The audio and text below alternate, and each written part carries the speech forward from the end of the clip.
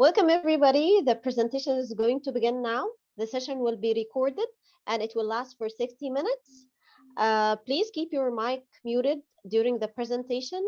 And if you have any questions or comment, please write your question or comment in the chat box and the presenters will reach out to you. At the end, we have time for questions, Q&A.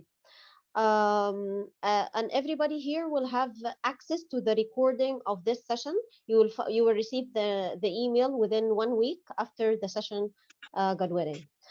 Okay, so TESOL International Association's Non-Native English-Speaking Teachers Interest section is pleased to present this webinar titled The Multi-Layered Nature of Becoming Non-Native English-Speaking Teacher. I would like to start by welcoming our speakers, Professor Jasper and Professor Andy. Thank you so much for joining us today.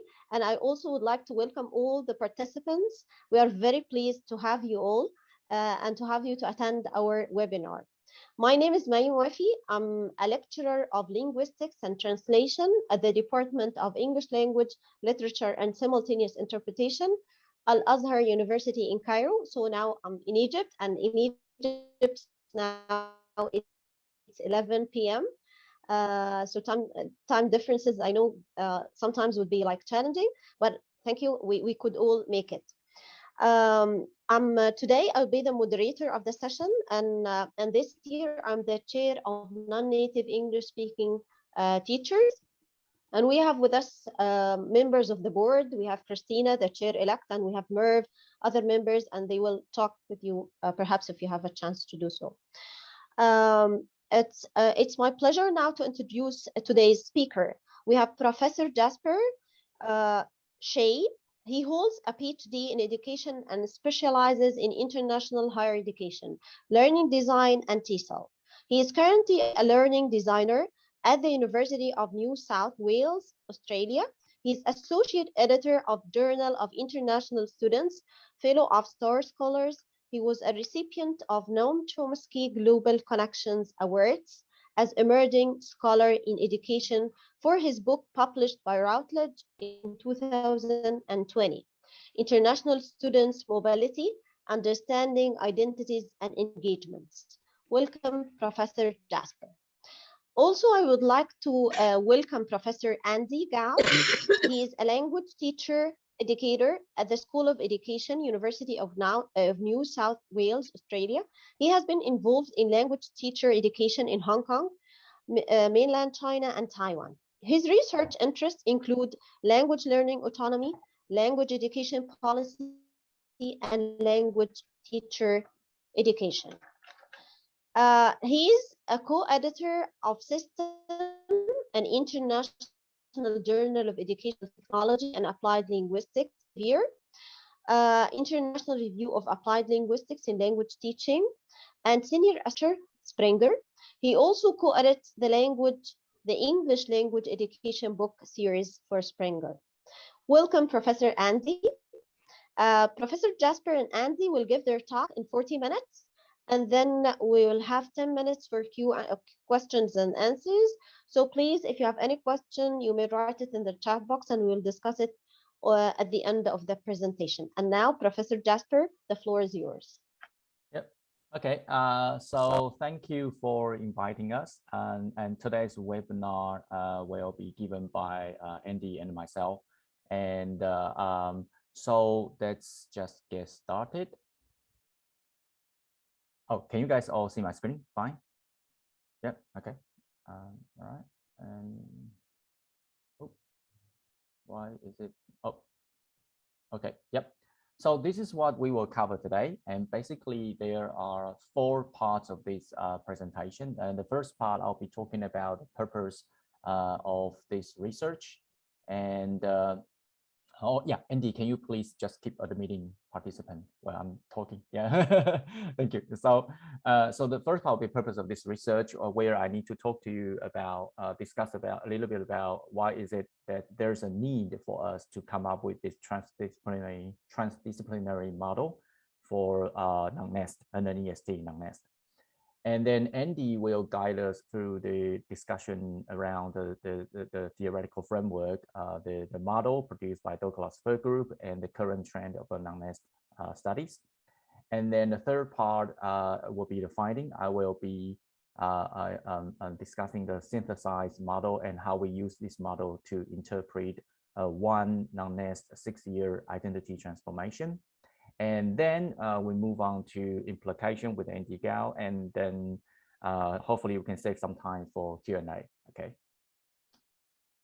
So the purpose of this study, so this webinar is is based on a recent article that myself and Andy, and we have another called Dr. Sean Bell. It's based on this recent article published by TESOL Quarterly. You can see the link on the bottom left-hand side. Bear in mind, this is still an early view version, so there's no volume and issue and page number yet, but as a TESOL member, surely you'll be notified when this is fully published. And then, so this is what this webinar is based on. But even that paper is actually from a much larger ethnographic research that I published as a book actually last year, but the copyright this year is called the International Student Mobility.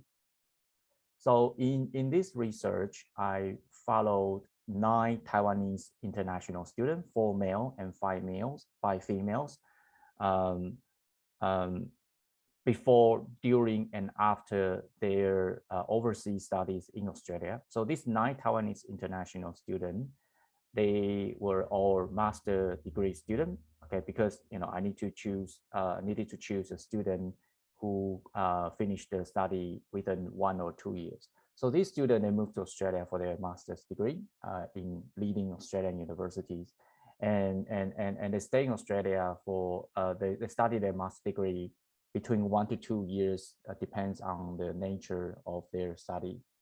And so I follow 9 of them, and to study their identity development, to study the use of the Australian education experiences, and also to study their employability.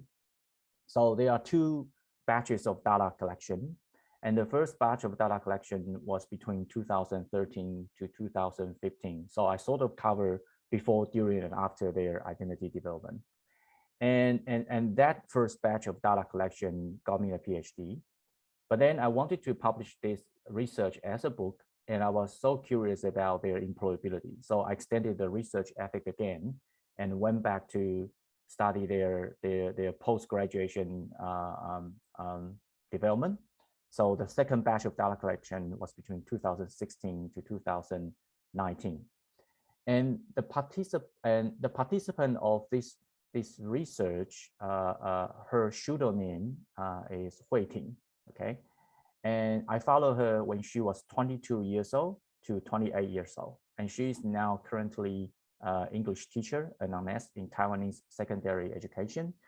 And she has what I call a solid academic background. She has a bachelor degree from one of the leading universities in Taiwan. She's a certified secondary school teacher.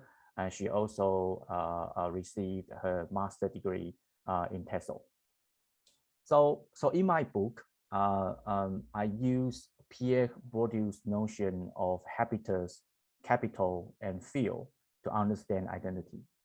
And if you know a little bit about Bourdieuian identity study, you know that these 3 notions are interconnected together.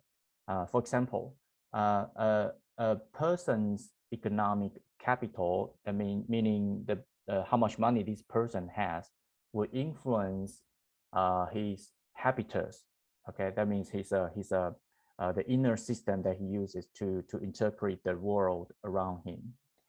And with the money he has and the thinking system that he shares with other rich people, this person would be likely to acquire a powerful field position where it's easier for this person to interpret the rule of the game.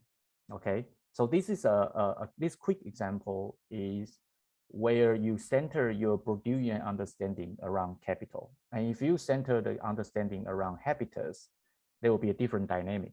If you center your understanding around field, there will be a different dynamic. And it's it's a bit shameful, but it's also very interesting to know that after I finished my PhD and after I finished and published this book, I felt I knew so little about identity, especially the international students' identity, which seems to be an overstudied topic. Because I believe that Bourdieuian framework is very useful in terms of describing the complexity of identity development across context and over time. But it seems that we need a model to guide the readers through this complexity. Yes, we know identity development is complex, but what does it mean for example, curriculum design? So we need something to visualize that, to help us to have a better understanding. And Andy now will guide us through the theoretical framework. So Andy. Yeah. That's why we are trying to explore how we can present the framework that could guide our inquiry into the multi-layered non-native English speaker teachers' identity. And at the time when we start working on this, I was very much interested in the work published by Douglas Fir Group. They published an article in 2016 in Monolanguage Journal. Then they did, a group of scholars also did a special issue related to Douglas Fir Group framework in 2019 in Monolanguage Journal, which I also contributed a piece in related to use of this framework in language teacher education. Now, let me just briefly summarize what this Douglas Fir Group frame is about. It's basically as a response to changing nature language learning and teaching in the multilingual world. As a response, and the researchers need to somehow synergize different kind of theoretical perspective approaches in understanding how language learning and teaching take place in a multilingual world. And it has a strong emphasis on individuals, or what we call grassroots agency and action. So how individuals work or exercise their agency to change their conditions or assert their professional identity, these sort of things. And it relates to a few important contextual background that we need to consider. For instance, we need to consider globalization, of global move of people of ideas, commodities, which have important implications or consequences for many of us. It also talks about the technology, which allows us to do something we would never we would never dream about doing in the past. For instance, like the online webinar like this one, because in the past we have to go and fly to somewhere and sit together to have this kind of seminar. But now technology allows us to have this gathering regardless where we are and what time zone we are. And so technology allows us to reach out to language learners in remote corners or enable alternative ways of meaning making. For instance, we no longer become a user of what is being provided by somebody. We can also produce things for other people to use. And also technology facilitates the kind of rise of multimodality. Apology for the typo. So you can have a lot of visual or video stuff that you can use to say promote in relation to language learning and teaching. And globalization people also somehow disrupt social groups, and that unfortunate side, and fabrics. So the kind of world we used to live in has been changing all the time. You also have people, what we call transnationals, like me and Jasper, who were born in somewhere and moved to other parts of the world, like Australia. If there's no COVID, we probably will be moving around or crossing border all the time, because we have families in Taiwan or in Hong Kong, in China. And we also create such a diverse situation for language teachers to respond to. And as a result, of course, diverse students means we also need diverse language teachers as well. Jasper. can you move on? So this is the Douglas group framework as visualized by them. It's a bit complicated, but you can see there's this different layer system. In the middle, you have individuals engaging with each other. Then you have a middle micro level kind of activity, and then you have meso social political institutions, and then you have the big ideological structures that we need to consider. And I use this. We use this this framework to understand language teachers. I think this framework has been used largely to understand language learning, language development, but our primary use of this framework is to do with our effort and interpret and understand non-native English language teachers' experiences. Maybe move on next. And there are a few sort of arguments that put forward by Douglas group framework. I just name a few of them. For instance, they argue that language competencies are complex, dynamic, holistic. That means language development is not linear development. You can have a reverse development. You can have forward development, but it's not a linear kind of a development. And also we need to consider language competence holistically, and we need to look at the kind of language resources, similar resources an individual learner has, and that includes his or her first language. So that's why when we think about non-native speakers, and sometimes well, in the past, we often think the first language as sort of a barrier, but when we consider when we take this holistic complex dynamic view of language competencies, we will be recognize that the first language can be an important resources to this person's or this language learner's a repertoire of semiotical resources. And language learning is always situated, attentionally, socially gated. So to do with, of course, cognition, but then we also need to recognize the kind of opportunities and this individual language learners can access in a particular social context. And language learning is also multimodal, embodied, mediated. Means, well, we shouldn't just talk about the kind of written word or we also need to consider about visuals. We also need to think about non-linguistic competences. And language learning is identity works, which is very related to the study we conducted. Of course, we are talking about non-native English teachers' identities. And then we also, the Douglas group framework also emphasized the importance of agency and transformative power. Stress that these are not just means, but also goals for language learning. Means that these agency and transformative power will enable learners to learn better. But for this reason, we also need to somehow develop agency or foster agency or transformative power in language learners, so they can well, I mean, not only we help them to learn the language, but also we learn the kind of a capacity of skills, or they can change their learning or take control of their learning as well. And it's important for us to remember that the ideology, of course, permeates at all levels.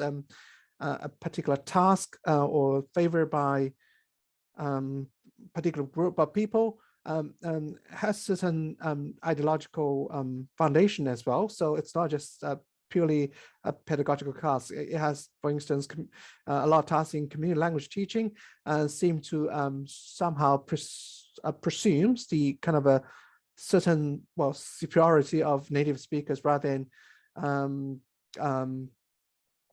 so that there's certain ideological elements in even at the classroom task level. And it's also important for us to recognize the emotion effect matter at all levels as well. But we all have to deal with certain emotional experiences and or have emotional responses to pedagogical situations or to the big policy issues. Jesper, thank you. In relation non-native English speaker teachers, there are a few recent considerations we need to have undertake when we explore this issue. For instance, people are talking about, say, we used to talk about, well, still talk about world Englishes and different variety of English, and then people talk about English as a lingua franca, and then there's now there are also people talk about global Englishes, and this kind of a terminology has certain kind of ideological stances in them, and which may have implications for us as non-native for non-native English language teachers. And it's also important for us to consider the external process apart from this discussed construction what English is on English language teachers' perception and practice and policy change, or there are curriculum renewals, or they sometimes they promote certain type of pedagogical tasks. All these policy curriculum change will have important implications for English language teachers. They impact, of course, English language teachers' perception and practice. And it's also important for us to recognize the impact of multilingualism on TESOL as our language learners become increasingly diverse and have multiple linguist backgrounds. We also need teachers who can be their role models, and which means language learners need to see there's someone, well, I mean, at least look like them, that can be a competent English users. But that sort of a discussion will have important implications for English language teachers' professional identities, and who will be more sort of legitimate teachers for English learners or diverse English learners, or who will be more who will be more helpful in helping students of diverse cultural linguistic backgrounds learn better. And there's also a need for us to understand non-native English speaker teachers' experiences beyond academic programs. We have spent a lot of research have explored the non-English language speaker teachers in academic programs, but there are a lot of social contextual process beyond language programs that could influence their experiences and their perspective and their understanding of who they are, how they can fit to the field.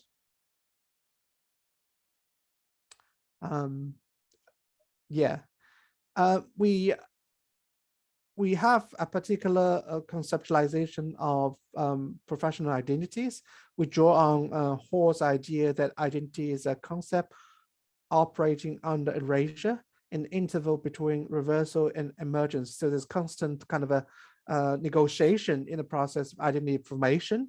And in relation to non-native English speaker teachers' identity, we regard it as kind of a temporal product. So time is very important, of ongoing negotiation and struggle. So across past and future selves, and past experiences and present experiences, and the kind of aspiration for being who we are in the future, they all matter, and they seem to be all negotiate with each other.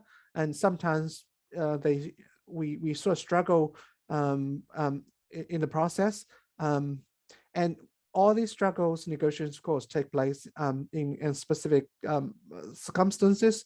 That circumstances could be within the teaching profession, where in an institution where a native speaker teacher or non-native speaker teachers will be positioned different by the institutional discourses, but also by the social discourse. And I think my talk about the parents and students, students are somehow within the institution. Parents seems to be representing the kind of societal perception of what English teachers should be like. So it's outside the teaching profession. And that we also highly would like to emphasize the importance of personal histories and peers, because we always constantly interact with the peers. and other contextual factors like the factors in the media setting or in the big societal contexts. I think now Jasper will continue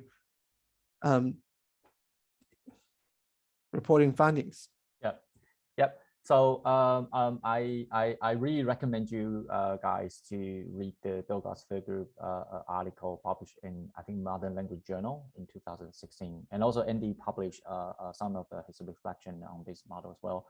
And one thing that I really agree is that the study of non-nest identity needs to go beyond classroom walls. Okay, so we just mentioned many different kinds of theories and framework, and I know it's early or late for your time zone, so try to make it easier for you guys. So on this slide, you will see two graphs. Okay, on the left-hand side, that's the model that we adopted from Douglas Fair Group, the 3 concentric model. And on the right-hand side, this table nicely capture the finding of this study. So let me move this. Okay. So before I jump into the finding of our research, I need to let you know that we synthesized Wenger's community of practice, and we sort of re-articulate community of practice with Douglas Fair Group's 3 concentric model. Okay. So for Wenger's community of practice, the identity formation consists of 2 processes, and these 2 processes take place simultaneously. And one is called identification, and the other is called negotiability. And there are 3 ways to trigger the identity formation for Wenger. Okay, engagement, alignment, and imagination. So engagement means the participation. You participate in sort of, for example, an international student who participates in an in-class activity with his English native speaking peers. And this is a participation, or engagement. But this participation would generate a meaning, and that will be negotiated, internalized, or maybe rejected by the by the individual. And the experience would trigger another rounds of identification at the alignment level. So based on Huiting, our participant, based on Huiting's 6-year data, we found that the engagement took place mostly at the micro level, which would be a more personal level. Okay, and the alignment, which means how Huiting aligned herself with a larger group of different people, would take place at the meso level, which is more interpersonal level. And at the macro level, which is at the more societal and cultural level, Huiting would imagine what sort of teacher, English teacher, she could become, and she would use whatever resources to try this role. So let's move on to the right-hand side, the table. An important thing that we found is that these 3 methods, these 3 ways of identity formation don't necessarily take place in order. For Huiting, let's look at the table. So before and during her Australia study, Huiting thinks that her English is better than the average Taiwanese people, which is true. Okay, on paper, she has a solid background, as I mentioned before, a solid academic background. She has a master's degree in TESOL. She has a higher IELTS exam result, and her English sounds more fluent, more native than most of other Taiwanese people. So for her, English was either native or non-native. And the fact that she was pursuing this master degree in Australian higher education was to actually get herself closer to NNEST. So she can claim herself to be a better teacher than other non-NNEST. So this is before Australia study. And when she was studying in Australia, we had several rounds of a interview, and she mentioned to me that there's one occasion that she was taking a class in her Australian university, and her English native speaking lecturer, when she was talking to her, Hui-Ting feels like her lecturer was making her English slower and easier.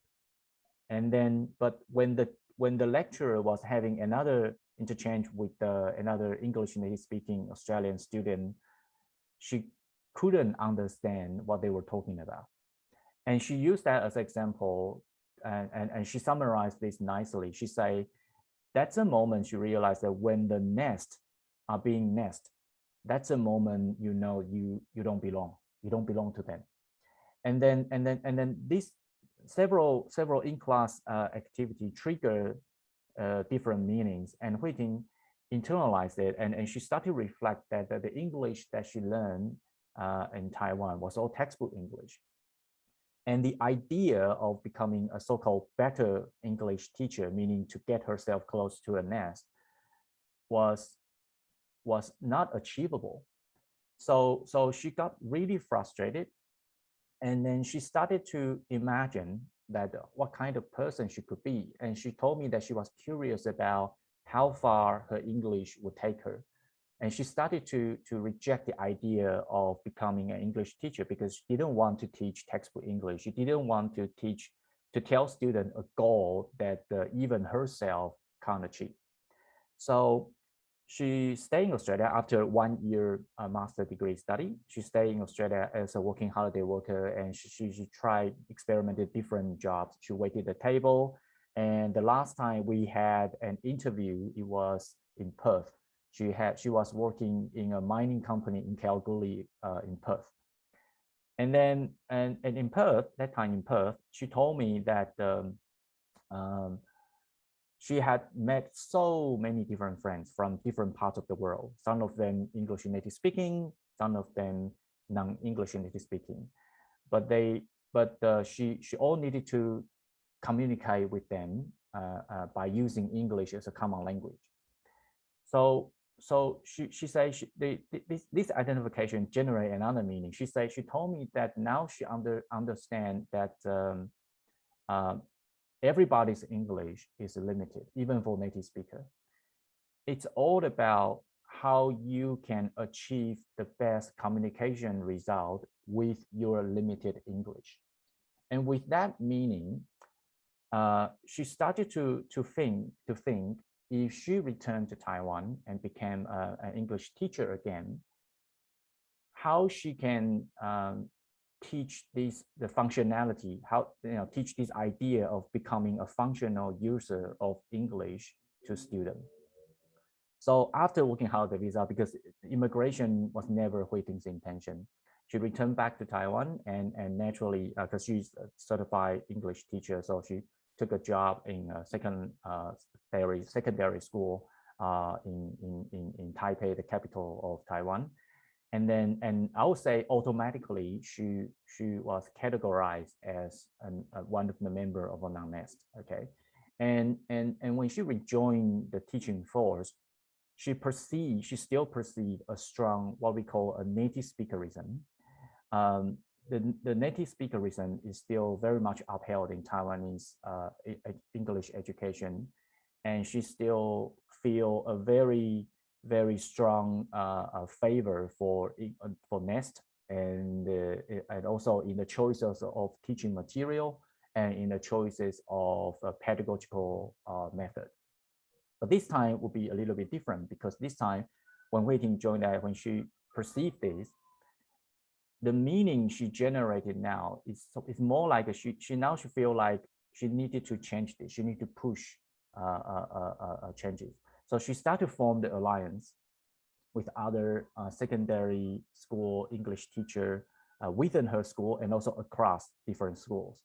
Start to influence the policy making and influence the recruitment process, the choices of material, and a pedagogical methods.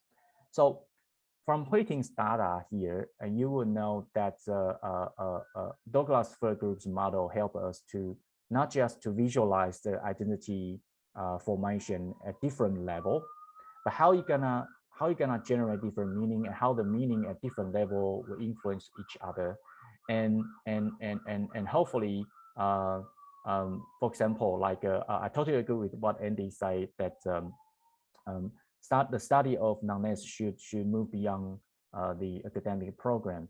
So to me, as a learning designer, I would start to think that, is there any engagement activity that I can create and help my non-NEST student to engage and generate a meaning that can possibly bring them to a more positive professional identity development.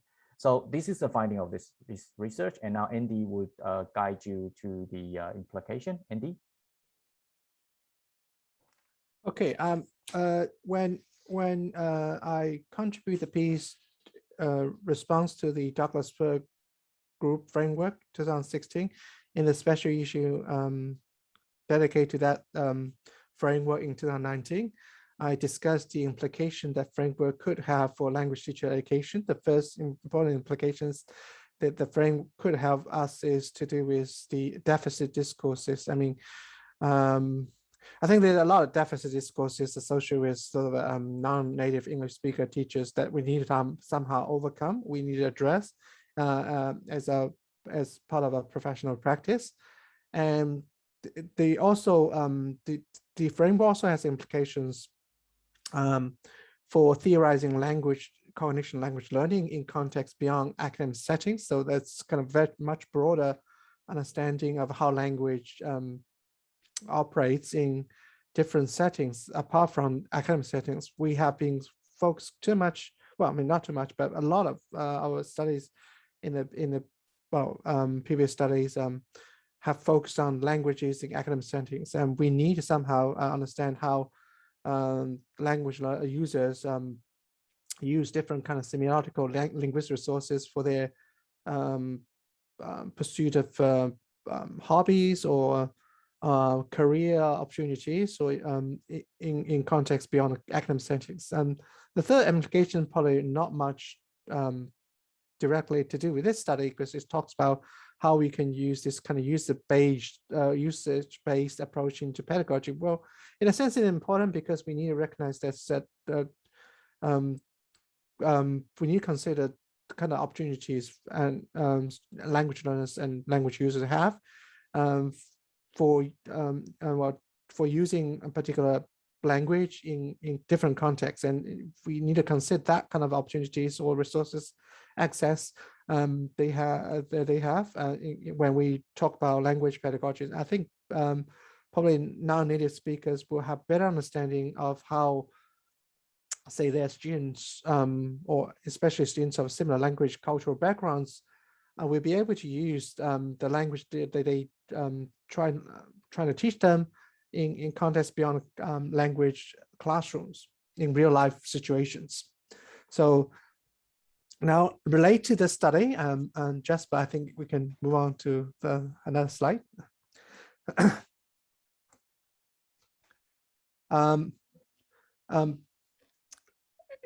think Jasper just mentioned that it's important for us to include social aspects, language using, learning in data collection, analysis. So he talks about collecting data or understand our key informant participant in the study, her language using context like a mining company, which made her realize that the real purpose of working hard on learning language, what she can achieve as a speaker of English language, what could a person who learn English language could reasonably achieve in life and in career settings. So it's really important for us to consider these social aspects that beyond the kind of classroom, because it's a lot of things that we talk about, or what kind of language we're trying to teach in our classroom may not be that relevant. And also helps us to appreciate that the language learners may have need something different outside the classroom, and they also shouldn't feel bad about the kind of language that what they have developed in the classroom, because the kind of language they developed in the classroom or the kind of language they haven't developed in the classroom, we have a kind of different meanings in context outside the classroom. That's why I think it's important for us to analyze the kind of a non-native English speaker teachers deficit discourse with this kind of transdisciplinary approach. We really need to equip non-native English speaking teachers with kind of analytical skills, trying to help with the kind of skills will help them to unsettle the kind of native speakerism within them, because often we feel inadequate about being sort of having imperfect command of the language we teach. So we feel a bit inadequate ourselves when we face a group of students. It's important for us to sort of trying to unsettle this kind of feeling within us, and we're trying to somehow try to reposition ourselves in our local TESOL community, because we know how the language will be used, it should be used outside classroom in real life context. We can help our students to develop the kind of skills or competence that they need for real life use outside the classroom. That's why I would like to end my discussion of the findings with this quote from the publication. Somehow we need to have this kind of opportunity to make visible the multi-layered complexity of additional language learning. And on that basis, we can begin to craft contextualized solutions for improving opportunity for the teaching and learning of language. And that's, I think, what we it's not just about non-native English language teachers, but all English languages should focus on that, trying to understand the complexity, multi-layered complexity of digital language learning and use as well. On this basis, we can craft our contextualized solutions for our language learners. Jasper, do you want to end? Yeah. Yep. Okay.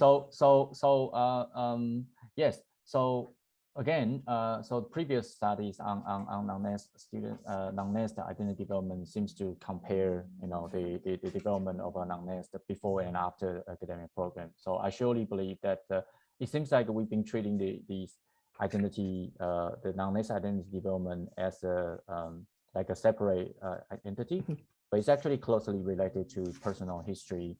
And we had a for this article that we published at TESOL called we went through 3 years, 4 rounds of revision. So it's a long process. And Andy and I, Andy told me one thing, that we should for the study on non-NNEST, we should move beyond the comparison between NNEST and non-NNEST. Because we already know so much about it. We should move beyond that. And now, so this article is our attempt to let's focus on NNEST. How we gonna produce a model to navigate the reader through a non-NNEST, the complexity of our non-NNEST identity development, and what does that mean for learning design? Like, because I'm doing learning design, what does it mean for learning design? What does that mean for a recruitment? Or training for a non-NNEST. So yes, so this is our email. Feel free to send us email if we can't actually answer all the questions today. And if you are interested in the full article, there's a DOI here, and I also share the slide deck with you after the presentation. So thank you for joining us. And now the floor is open for your questions. So feel free to open your mic and ask a question. Yep.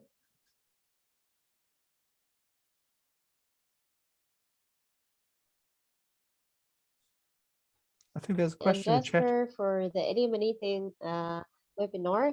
Yes, we will open the floor for the questions. So if you have any question, there's one question in the chat box. I will read it now and see. And then if you have any other question, if you would like to ask, let's see the chat. Okay. Very good. Okay. So the question.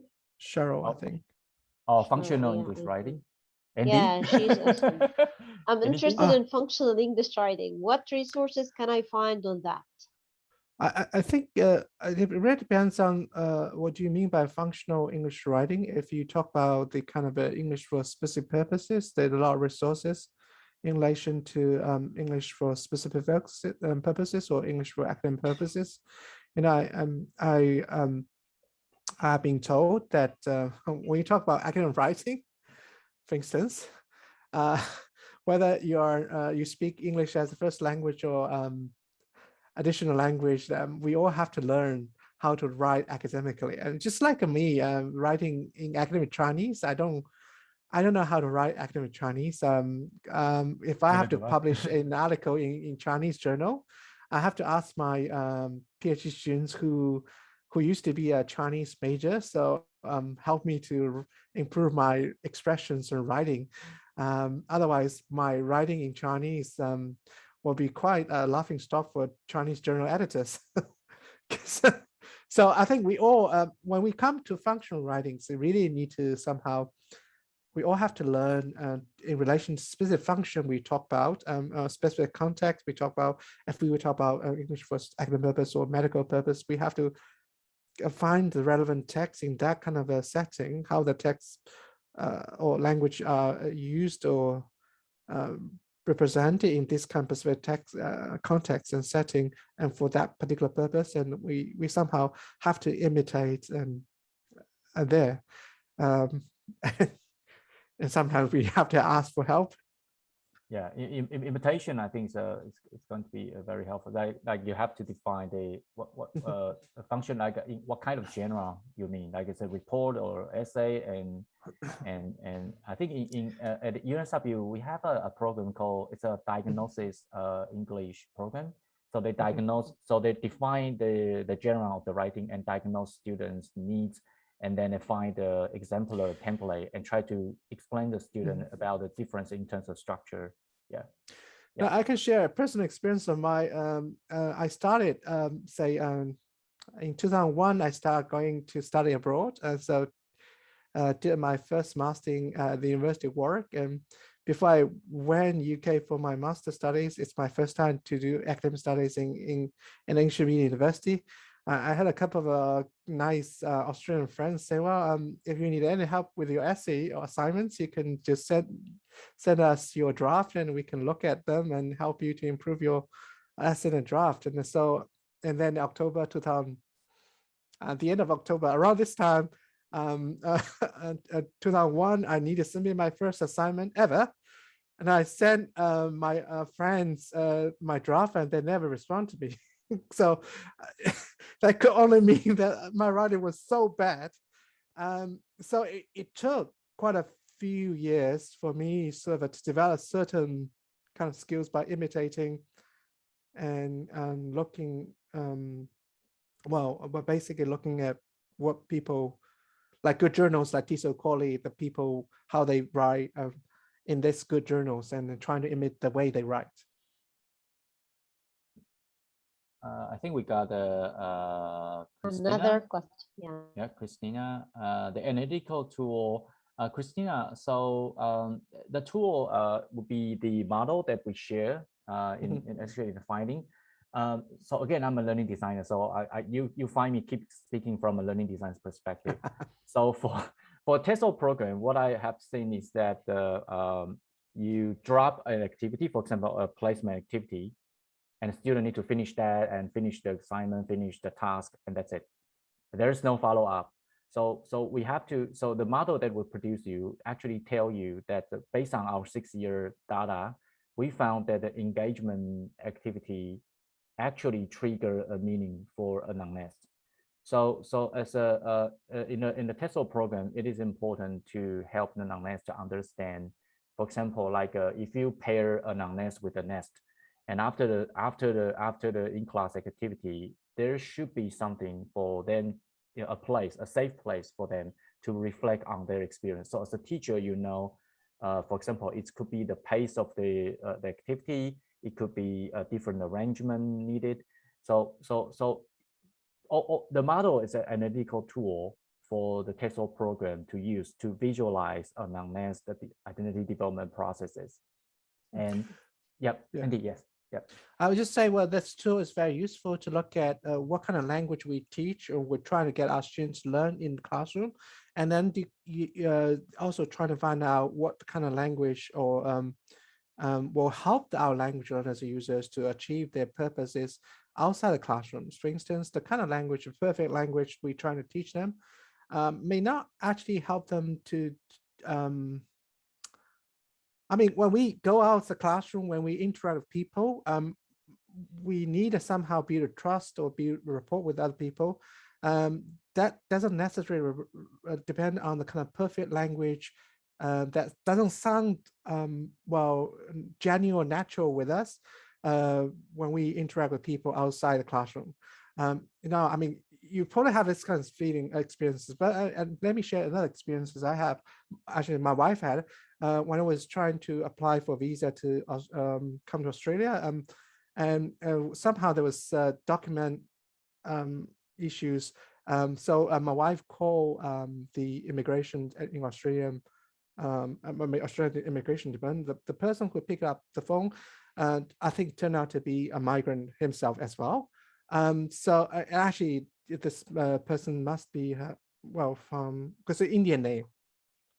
So my wife had quite a few Indian friends. So she just started chatting about something to do with India. And it was sort of of course, quickly established the kind of trust and rapport, and we sorted out the problem quite easily.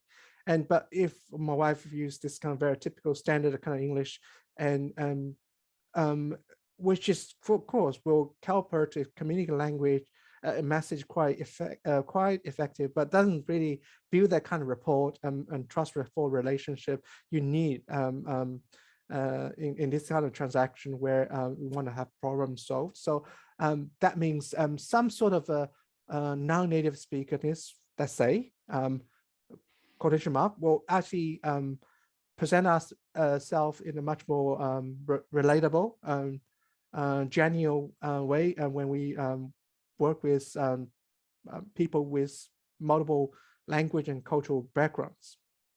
So that's why you can see that some of the resources within us can be very useful.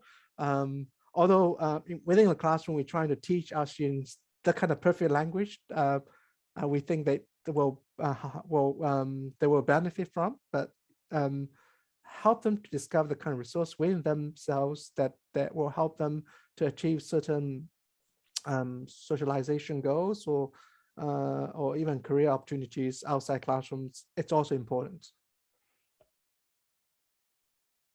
Do we have any other questions?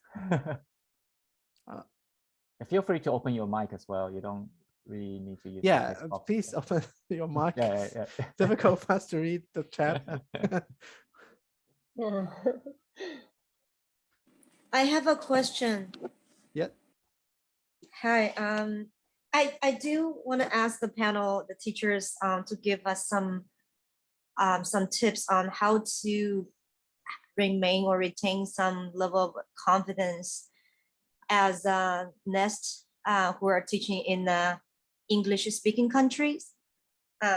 I'm teaching in New York, and I was told that I'm aware of my weakness and advantages. So I'm thinking of to transfer from one school to another school. So I just want to hear any advice from you of how to move on here. Yeah, thank you. Thank you so much. You now dealing with a very sort of a very dominant kind of monolingualism kind of a discourse, right? Where treat the perfect English as the golden standard kind of thing. But your students, I mean, you have students of multiple languages. multicultural backgrounds, Mhm. you actually quite, I mean, that's I'm referring to the kind of previous NNEST researchers and non-native English speaker teacher researchers, that you are actually models for these students. Mhm. And you present the kind of the most feasible, reasonable kind of goal they can achieve. Oh. Oh. You need a confidence in this aspect, is you presenting the kind of model, or even the kind of almost the kind of a reasonable goal they can achieve. I mean, multilinguals will never be multiple monolinguals. We always speak, use language in a funny way. Let's say that was slightly different from the monolinguals. And I mean, no matter how hard I try, even in my profession, after so many years of teaching in English medium universities, I still have problems with my language. And I think of course, I would thank all my students being so accommodating, but also I started recognizing that kind of a non-nativeness become it could be also a strength for me, because that means I'm constantly learning and trying to improve myself. So that kind of a virtue that we want our learners to have. Well, I'm not saying I'm proud of. I'm sort of embody these virtues. So if you think about this positive contribution of your non-nativeness to your professional identity. Of course, you always have to deal with the kind of the questions and even negative responses, but I guess even native speakers in some contexts, they have to deal with this kind of things as well. They, for instance, a lot of studies in Japan, in Taiwan, Hong Kong, although they talk about the superiority of native speakers, teachers, but they also need to deal with another kind of marginality. So we really need to jump out of this kind of a divide and to see that we all have our unique strengths, and we celebrate these strengths, and we know these strengths will be meaningful for our students. Yeah, thank you so much. I think I just would also like to add on what Andy say, is that as a teacher, as an NNEST teacher, you develop yourself from a learner to a highly functional user of English. So you know different level of the functionality as a non-native English user, and you'll be the best candidate to reflect that on any learning activity that you design for your student. A NNEST could probably not be able to do that because they sort of like internalize the English like naturally, culturally. So Right. so yeah, so like I taught Chinese briefly at University in New South Wales, and I do not consider myself the best teacher, but we had in the teaching group, we had another Korean speaker who speaks fluent Chinese, and she would constantly tell me that, Jasper, the pace of the assessment is too fast. The learning activity in this week would be too soon for students. Because for me, like I wouldn't know. I speak Chinese as my first language, so I wouldn't know. So yes, so you have to acknowledge that and trust yourself. You are the best teacher. Yeah. Wow, thank you so much. I just wanna, if I may add on one thing, like I feel like I'm highly empathetic to students, highly relate to them immediately. But at the same time, every day I feel so vulnerable and lonely. The degree of loneliness and this vulnerability is so high, it's almost driving me crazy. That's a very common feeling. Well, I mean, I feel the similar things, feelings. I'm vulnerable when I do anything before students, but it's also a good topic for us to somehow to do a sort of investigation. If we some emotional response can be addressed through a more sort of a rational approach that do an investigation of our own vulnerability, write a diary and record the reason why or the sources of vulnerability, and after a year or something, you may see the changes and you may have a different understanding of your own feelings. Somehow we all have to deal with this kind of situation, unfortunately, but I'm sure we all have the resources within as well. We just need to discover these resources within us. And of course, seek friends. Yeah, you have a lot of friends here, so yeah, Mai, would you Okay. like to close the session? Time's up, I Yeah, think. thank you so much. I'd like, yeah, thank you so much for Professor Andy and Jasper for your illuminating and informative presentation. And I can see the audience are all thanking you so much. It was interesting and they enjoyed it so much. Thank you thank you for all the audience for attending. Thank you for your time and meet you inshallah in other webinars in the future. Bye bye.